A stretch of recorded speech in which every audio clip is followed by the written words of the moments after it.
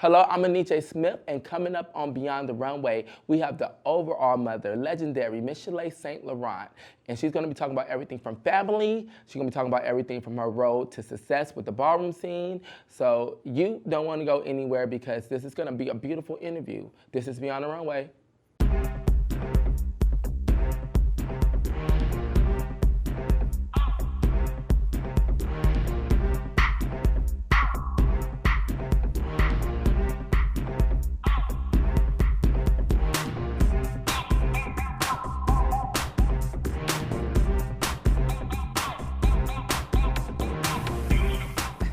Hello, today on Beyond the Runway, I have one of the baddest beauties in the game. She's also the overall mother of St. Laurent.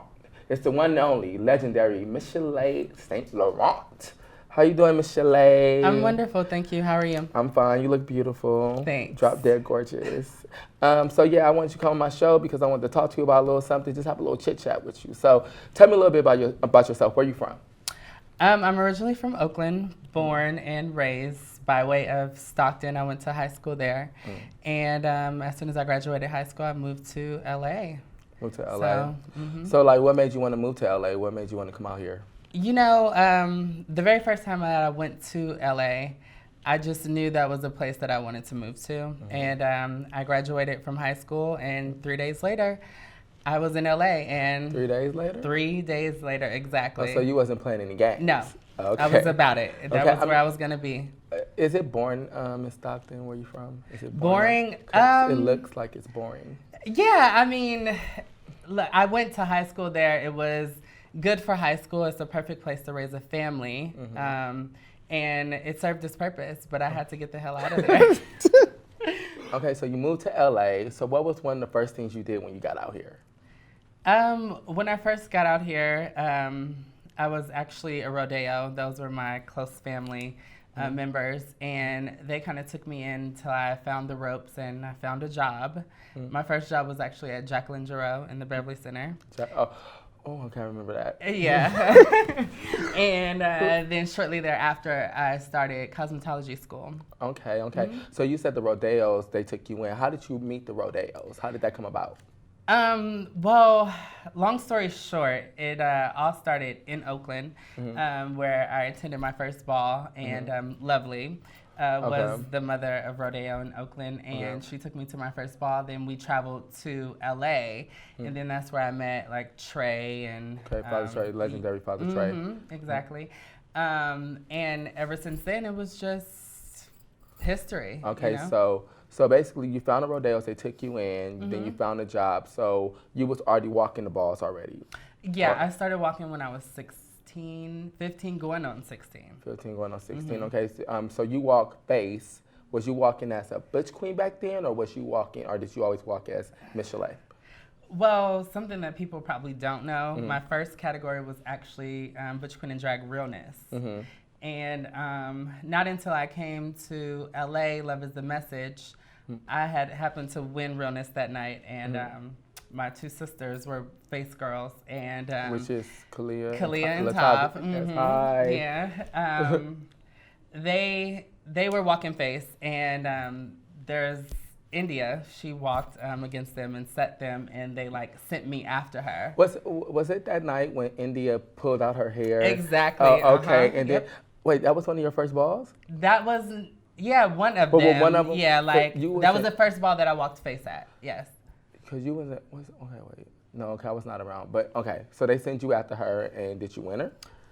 Well, they stopped the category and said it wasn't fair. But ever since then, I walk face from then on. Okay, so you walk face from then on. Okay, so Kalia was walking before you, right?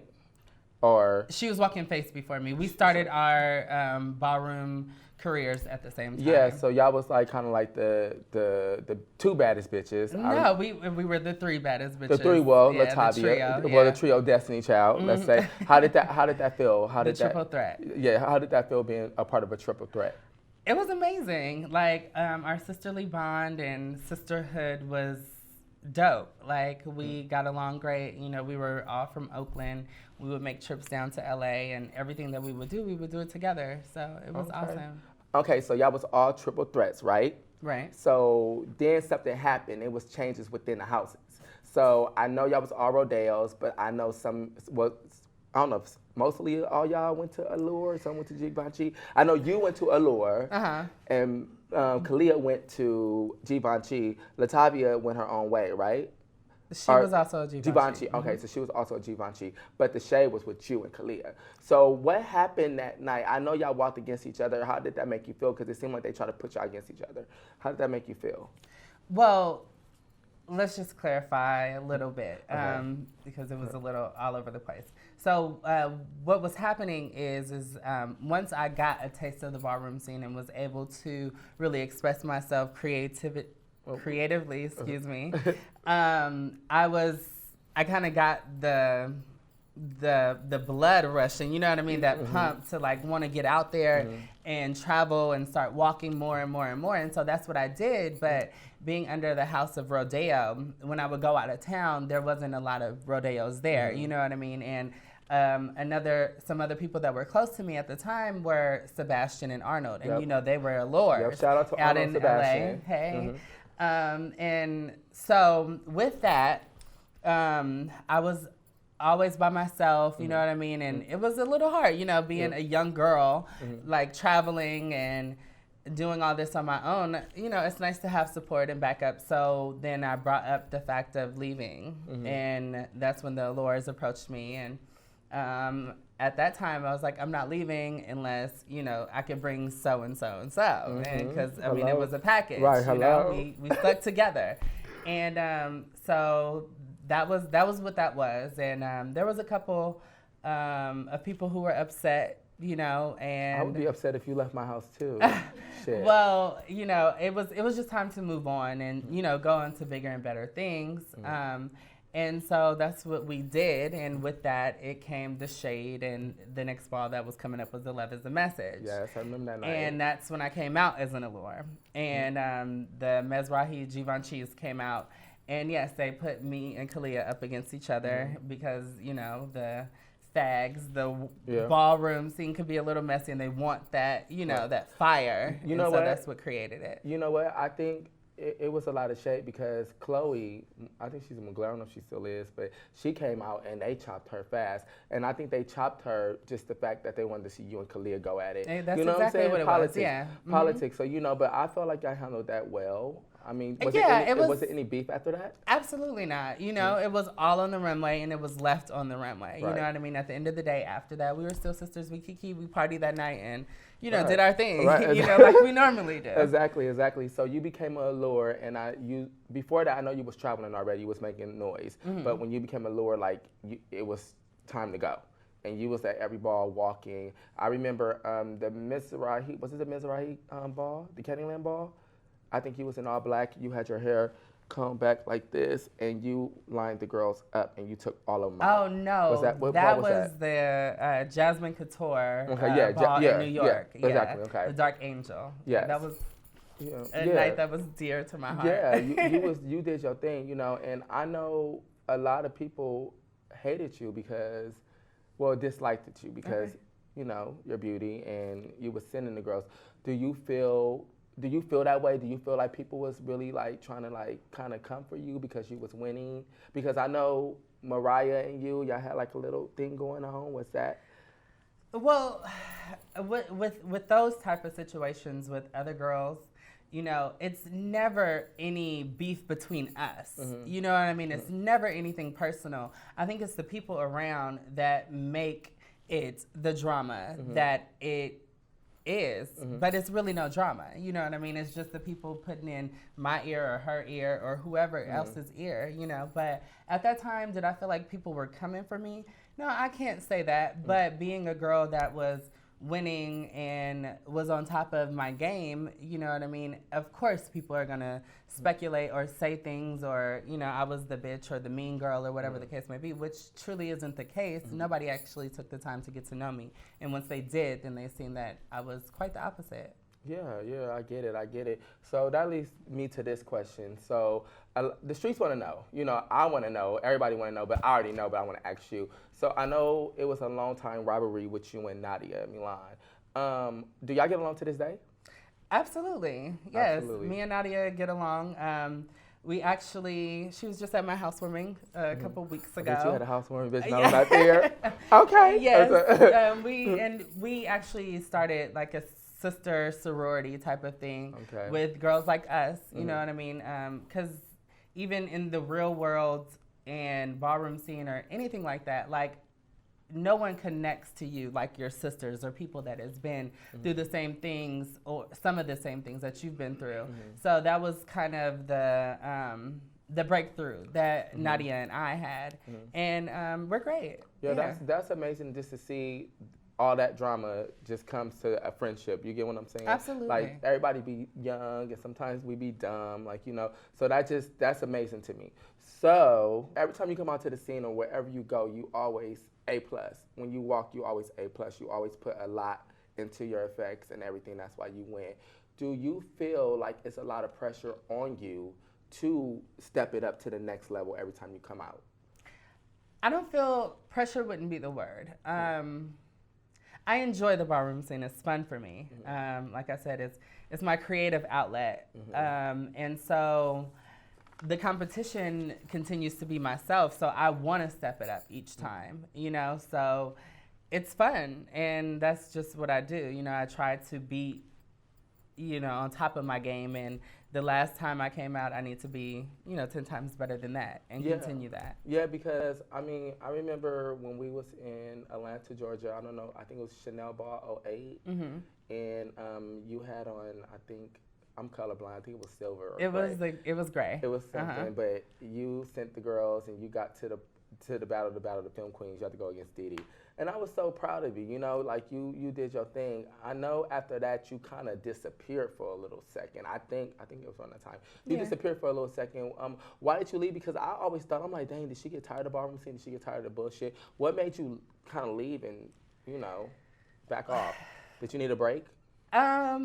It wasn't so much that I needed a break. I was really in a point of my life of transitioning, you know, not just physically, but mentally, emotionally. You know, I was in a brand new relationship, and it needed cultivating, you know, and so I went away and I took some time for me and for my relationship and to grow and just become, you know, a grown-up. Per se, you know? Yeah, because when you came back, you was bow, you know? Right. And all that. So, you know, I've been on you for a long time, so I wanted to know what took you so long to transition. Because, you know, a lot of people are like, oh, Michell'e, she waited a long time. Why now? Like, why not stay, you know, what she was before? What made you have a change of heart? Well, it was never a change of heart, and I've known that this was something that I wanted to do for a very long time. And when I first came to my friends about it, you know, I had nothing but butch queen friends, and they just were so against it. You're going to ruin your life. You're going to do this. You're going to do that. And then also, I'm close with my family too. And, you know, I got the same slack from them, you know. And but your mom gave you a hard time, or did your dad? My dad was, it wasn't I wasn't the best on his list at that time. Really? No, not at all. How did that make you feel? It was hurtful, you know, because we all want our parents' approval, I believe, you know, and want to continue to stay a part of that, you know, and I basically was told if I made that decision, then I wouldn't be a part. So it was really? So when you was going through that transition, because my whole thing is that I feel like regardless of the fact nowadays parents, they will disown their child for like this gay shit. Like they really will. And the thing about it is I'm like, I'm your child. Like, you know, regardless of what I want to do, if I want to cut my feet off, you should still love me. Did you feel like that? Did you feel like you was being misunderstood by your parents, or did you feel like, okay, I understand where they're coming from? No, I didn't understand where they were coming from because this is my life, you know, and I am your child. So absolutely, you should support me 100%. As long as I'm not doing anything to endanger anybody else or harm anyone, then I think I should have had their support 100%. So, okay, so when you transitioned, did you get their approval yet? Or did you just like, fuck it, I'm going to do my shit? It's a funny situation because I talked to other girls about this too. And it seems to be that the idea of transforming for parents or whoever, you know, they think of the drag queen, you know, no offense to any drag queens, but they think of like the most horrifying or horrific like looking person, you know, that your child is going to turn into. And they only want the best for you, I believe. So when I did start to start my transition, I went away and kind of stuck to myself and did it all to myself. And I remember the first time that I came back to visit my family, it was actually my aunt's uncle's funeral. And the looks on their faces were priceless because... What can you say? They were completely open arms, you know what I mean? At that point, it was no negativity at all. And it was because I believe that, you know, I'm attractive, I'm beautiful, you know what I mean? So it's accepted. I believe that that's what it is. So they was just like, okay, I can't even get mad. It's kind of like Amaya, like you like, okay, bitch, you're beat. Right, absolutely. It's kind of like that. So did you and your father, did y'all ever sit down and actually talk about it? Did you ask some questions like why was you so against it? Or is y'all cool now? Did he be like, you're my daughter? Yeah, actually, he calls me his daughter and by my name, absolutely. Yeah. And yeah, we absolutely did have a talk. It was some things in the past that that happened, so we had to sit down and really, you know, get it all out there on top of this. And after, you know, we both cried, and it was, you know, it's a thing of the past now, and it's good. I have a great relationship with him now. That's good. That's good. That's great. That's great. So I want to get a little bit back on the ballroom scene a little bit. Okay. So you got deemed legendary in 2010 or 9? 9. Okay, how long was you walking before you got deemed? Because you was not walking for 10 years. Right? No, I wasn't walking for 10 years. Yeah. And, you know, that was a really big stink even at that time with the sense of, you know, you have to be walking for 10 years. But then, you know, some people say that if you were walking for 5+, and as long as you were making an impact and a statement, then you can be deemed legendary. And I put, you know, my stamp on a couple of scenes and balls, and so therefore I got deemed legendary after walking. I started walking in 2003 and got deemed in 2009, so 6 years. Yeah, you must be doing something right. 6 years. We'll high five for that one. So, okay, so you're a legend. So you've been a legend for about 4 years now. So this brings me to this question. Do you feel like, because you're from the West Coast, right? Do you feel like it's real legends out here? Because when I came out, Taz, you know, was one of the legends. Arnold, I think that was it. Yeah, well, like, because now it's a lot of legends out here, and I know some been deemed legendary at the awards ball, and some people felt like they should have got their legendary status. Like, how do you feel about that? Like, do you feel like if you get deemed in LA, that's whack? Or I mean, because you got deemed in LA, right? Yeah, I got deemed in LA. Yeah. Do you feel like you should be deemed out of state, or do you just feel like, okay, if you just walk period point blank, you gonna get your shit? Like, how do you feel about that? Well, personally, I think where you get deemed at doesn't matter. Okay. You get what I'm saying? Yeah. And your legendary status will speak for itself. You get, you understand? So I got deemed legendary, and it was this big stink about it at the time, you know, because I was too early or whatever the case may be. But to answer your question, are there legends here? Yeah, do you feel like it's well-deserved? The legends that's out here. You know, I don't think that's up to me to decide. Okay, I just wanted to ask you because you've been a legend for years, and I just wanted to know. So I want to ask you another question. So how do you feel about our population? Because right now, in the black community, it's a lot of young black men dying of AIDS. How do you feel about that? What do you think we can do to better our community? Well, kind of what we're doing now with awareness and just being open to talk about it, you know, and not putting a stigma or on the word AIDS or HIV, and just being open and willing to help each other. You know, I think a lot of people who do have it probably feel alone and like they can't, they don't have someone to talk to or somewhere to go. And if they do have somebody to talk to, they always go tell somebody, and it's like, you know. Well, and that's another thing, you know, human beings are human beings. You have to really be careful with who you trust. How do you feel about this page on Instagram being made of the West Coast girls, and they're putting them I've seen that, and it's just a sad situation, that period. People have all you that know, time. Yeah, that people have that time to do that, or that people are that worried about other people. If no one is getting harmed, you know, there's not a person that is vindictively going around spreading it or having sex, you know, unprotected, and they know about it, then I don't think it's anybody else's business, personally. Right, exactly. Okay, well, I want to know, for all the guys that want to holler at Michell'e, the beautiful Michell'e, what does it take for a guy to date someone like you?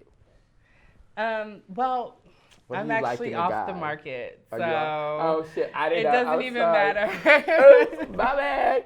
I didn't know that. I'm just saying. I mean, but what do you like in a guy though? What do I like in a guy? Yeah, I'm sorry about that. Whoever she's with, I think I know, but my bad. Okay, go. It's okay. It's okay. So things that I like. I like a man that's secure with himself. That's first. And who has dreams, aspirations, a go-getter, you know, someone who can stand up for themselves and stand up on their own. That's the main thing. I don't think looks are important to a certain extent. Height, not so much. You know, I don't have a particular type. I think what's on the inside really does matter. What's on the inside really does matter. Okay. So do you have any advice for young women that's trying to come up in this society as far as living their life, transitioning and stuff? Do you have any advice for them out there? Because I know some people, they be scared. They be scared to walk around. They scared they're going to get clocked. I mean, nowadays, I feel like in the society, it's a lot more acceptable. And you'll be surprised.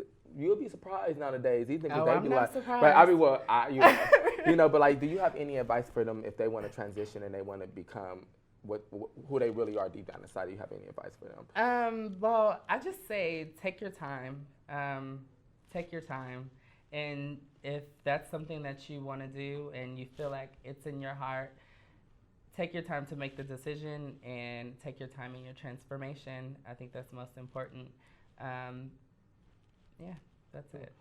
Well, Michell'e, that's all the time we have today. I want to thank you for coming on my show. You are welcome back anytime you want to. I love you, and thank you so much. Love you too. Thank you.